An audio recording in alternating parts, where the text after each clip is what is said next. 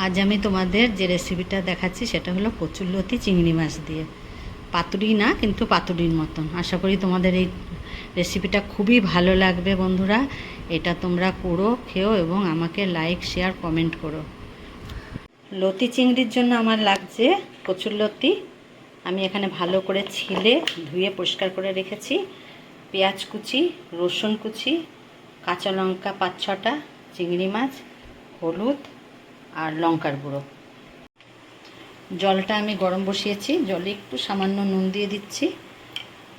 জলটা যেই ফুটবে আমি জলটাকে বন্ধ করে দেবো। বন্ধ করে দিয়ে এই কচুরলতিটা আমি এর মধ্যে দিয়ে একটুখানি ভিজিয়ে রেখে রাখছি। তারপরে আমি এটাকে দেখো বন্ধুরা, আমি কচুরলতিটা ভালো করে জল থেকে ছেঁকে তুলে নিয়েছি।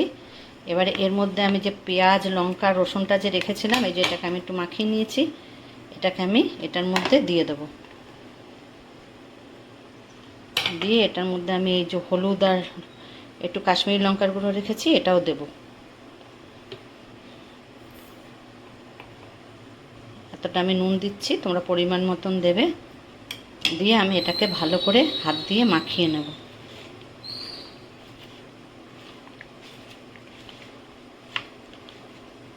দেখো আমি মাখিয়ে রাখলাম। আমি কড়াইতে অল্প তেল দিয়েছি। এবার এই চিংড়ি মাছটা আমি ভেজে নেবো। চিংড়ি মাছটা একটু নুন দিয়ে নিই।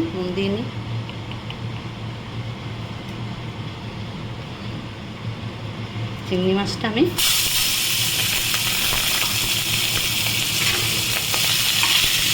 বেশি ভাজবো না, হালকা ভেজেই আমি তুলে নিচ্ছি। হয়ে গেছে চিংড়ি মাছটা ভাজা আমার।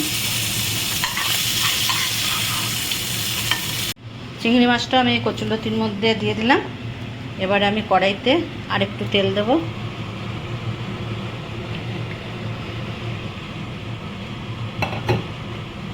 তেলটা আমার গরম হয়ে গেছে। এবারে আমি এই যে এটা আমি এর মধ্যে দিয়ে দিচ্ছি।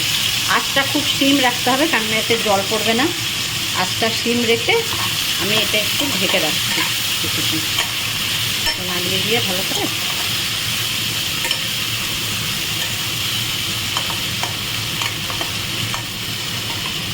আঁচটা সিম করে দিয়েছি। এটাকে আমি কিছুক্ষণের জন্য ঢেকে রাখছি। আঁচটা একদম আমি সিমে করে দিয়েছি। দেখো আমার কচুরলতি চিংড়িটা হয়ে গেছে। ঠিক আছে, সুন্দরভাবে হয়ে গেছে এটা।